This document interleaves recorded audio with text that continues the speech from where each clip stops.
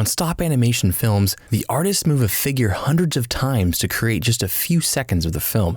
It's a testament to the power of gradual, continuous progress. It's art in motion, the ultimate manifestation of imagination. This inanimate thing you're holding in your hands can actually come to life. Whether it's smoke made of cotton or a circling tide pool crafted from cellophane, we see everyday objects in a new way. The charm and whimsy of its craftsmanship can transport you back to when your own toys were alive in your imagination. In our childhood, a plain cardboard box became a rocket ship or a dream mansion. Stop motion harkens this childlike wonder and reminds us there's so much more to the things around us. If only we'd look. As co-director of Lego Movie 2, Trisha Gum had a major role in creating a film that melded the worlds of stop animation and computer animation, pushing the boundaries of what's possible. I think as an artist and as a filmmaker, I am always going to move that bar. How can I tell different stories? How can I evolve as a storyteller? But it took a lot of hard work and a lucky encounter to rise up from still photography to working on Robot Chicken and beyond.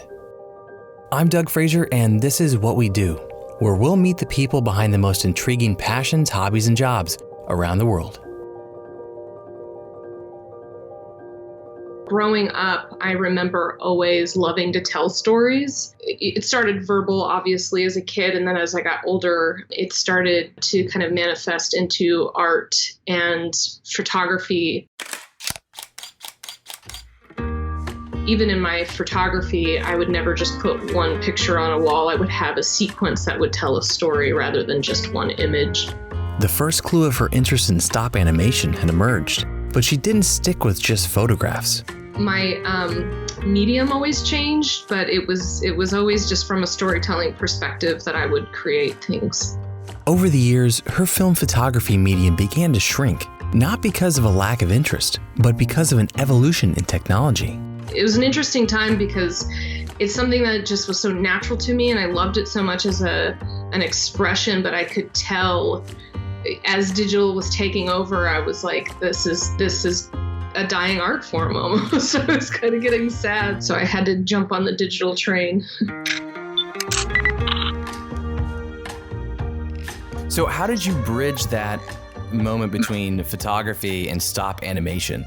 It's interesting because I always say I fell into animation. I just started really playing around with photographing, these stills that look like stop motion frames. I took a page from South Park actually, and I was like, well, I learned that they used paper for their very first episode. And so I actually made a film right my last year of college with a friend of mine at UC Santa Cruz. And I was like, what if we just did this all stop motion animation style?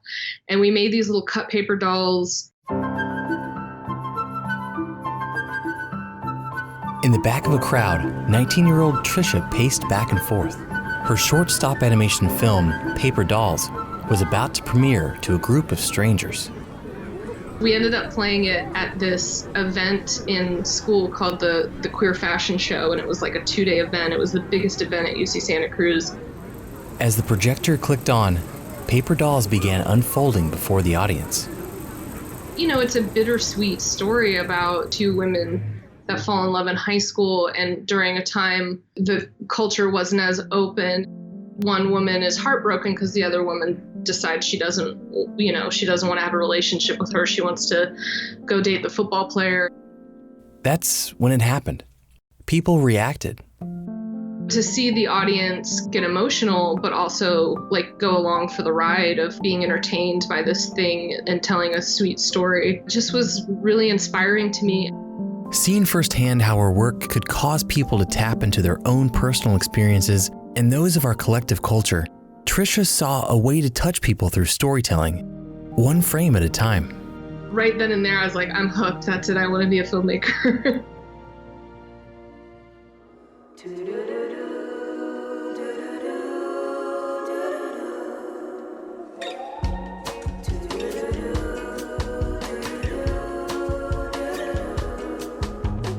To say stop animation is a tedious process is an understatement.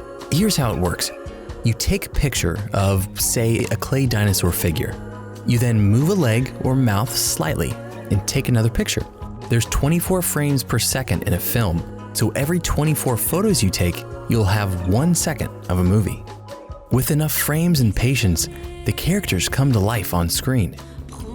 The hard Like here in the stop animation skit Dinosaur Office that Trisha directed for College Humor. getting myself to the gym. The hardest part for me is getting myself to the gym. I don't mind it once I'm here. It's tough to motivate yourself after a long day at the office. And I could do without the meatheads. Crush it, D-Rock! Crush it, D! Crush it! D-Rock's made of stone! Whoa!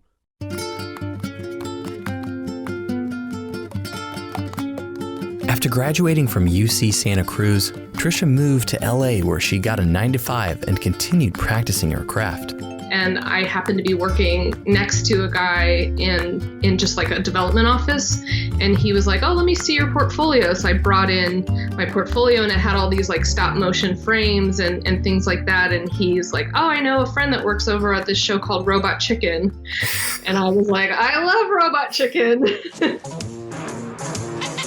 Robot Chicken is a stop animation TV show for adults that riffs off pop culture with bite-sized sketches, like this parody of Toy Story. Well, we made it back after our wildest mission yet. We're Andy's toys, forever and always.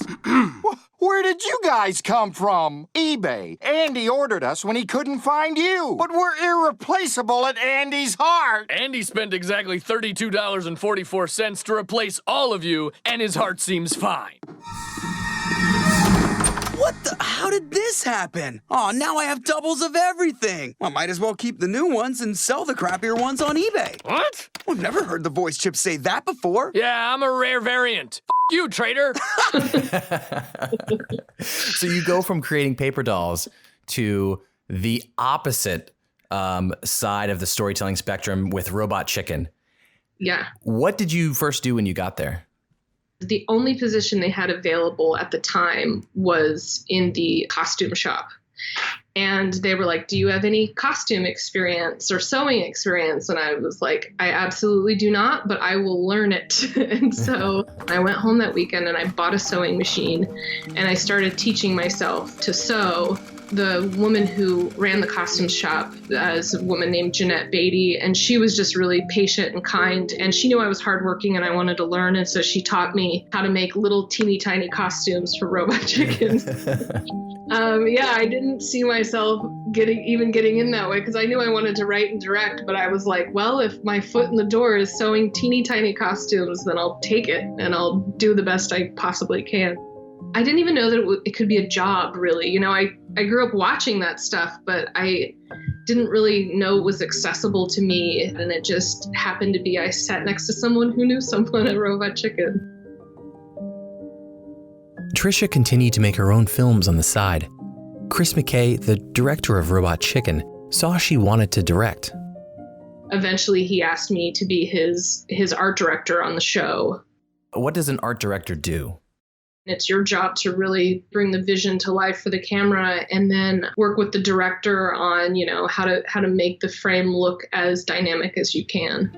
We're breaking down the scripts and we're seeing all the different props and things you need. What's the mood of this thing? Is it a horror piece? Are we having to put things like, you know, scary light bulbs and dungeons and, you know, what kind of props are in this place? Or is it sunshiny, a bright sunshiny day and there needs to be flowers and roses and things like that? So really work closely with the production designer and the director to both come up with the look before with the builders and influencing palette and color tone. You know, and everything in a frame also has to be tied down the right way. It's really just things locked into place. So it's, you know, if you're shooting live action, the props in the background can just be kind of set how they are. But when you're shooting stop motion, everything has to be locked to the stage. So if it takes an animator a few days to shoot it, the props don't move around in the background and things like that. So it's a whole process. And then A big part of my job is also once the set hits the floor, which is the stages. We have, on Robot Chicken in particular, we had anywhere between 15 and 20 stages. Wow. Yeah, it's a challenging show to do. I'm super glad I started there because it's so fast paced that you learn a lot and you learn to make very quick decisions. It's a lot of plates in the air that you're constantly spinning. It's definitely a challenging job, but it was a job I loved. Trisha went on to direct a big-budget short film. Then one day, she got a call from Chris McKay, who had co-directed the Lego Movie. He knew Trisha wanted to get into directing and invited her to learn the ropes on Lego Batman. I was like, absolutely. She moved from the world of stop animation with its limits of gravity and stages built by hand into a world crafted from ones and zeros. But there was a catch. Even though they were in the digital space, they were going to stick to the rules of analog stop animation. He's like, trust me, like coming from stop motion, you'll really like understand this world that we're trying to create. On the Lego movies, we really worked hard to make it feel physically like a stop motion film. Like all the physics and the effects and how character moves and how they can bend or not bend was all rules that you would have in stop motion. So we never cheated anything. We call it cheating.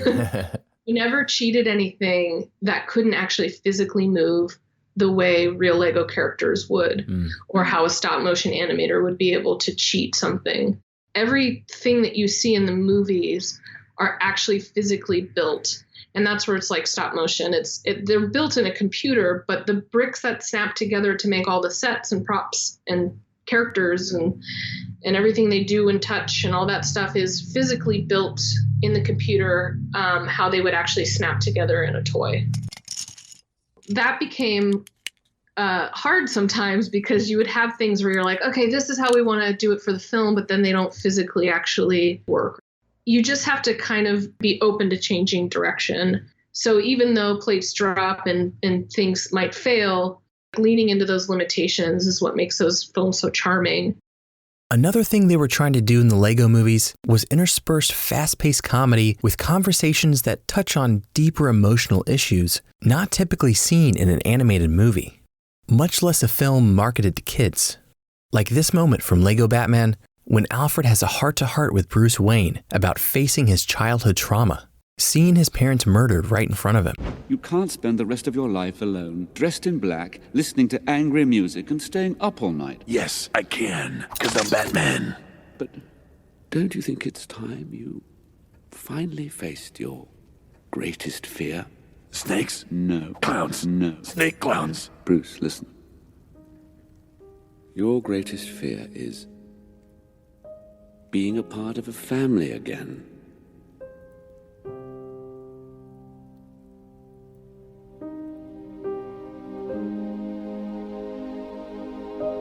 No, now it's snake clowns because you put that idea in my head. Sir. Time for push-ups. 1, 2. If you really dig into the emotion of your characters and tell a story that's rich and honest, you could really tell a story about anything and open up people's minds and hearts to many different things.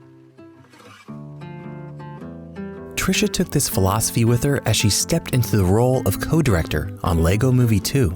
For years, she'd been honing her craft and doing everything she needed, from telling stories with paper dolls to making teeny tiny clothing for Robot Chicken. And now she was at the helm of a $99 million film.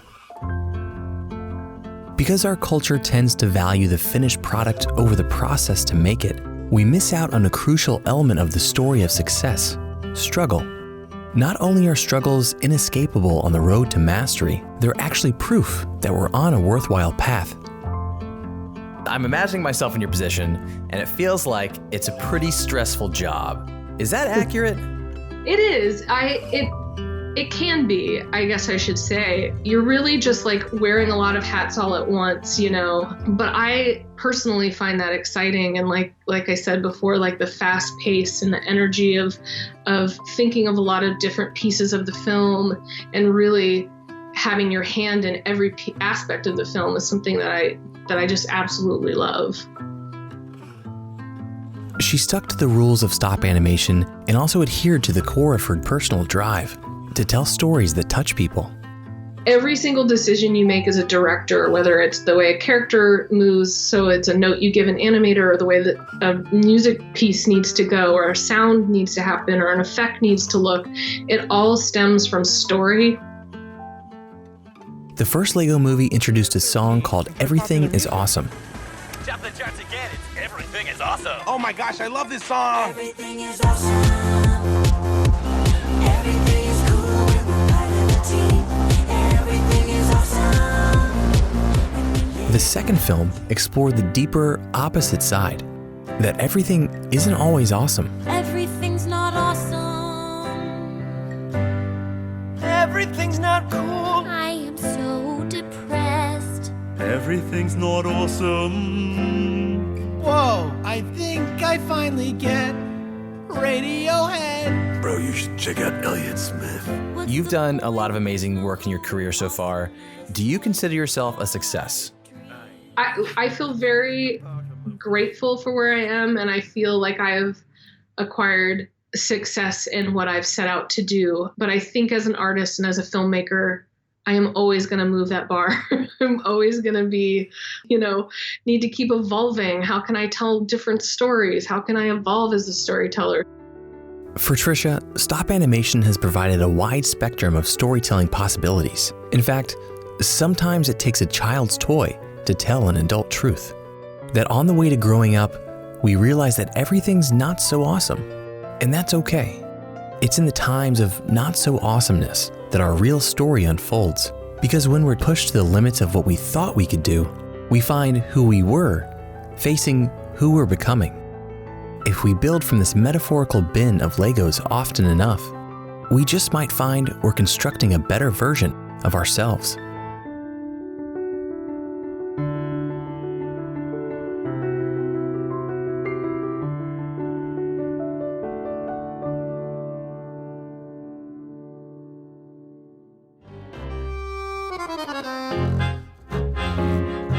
Hey, it's Doug. Thanks so much for listening.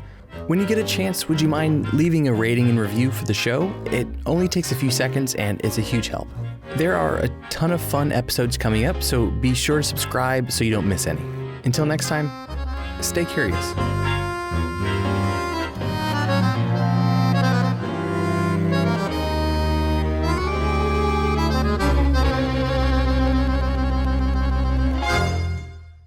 What We Do with Doug Frazier is distributed by WHRV for WHRO Public Media.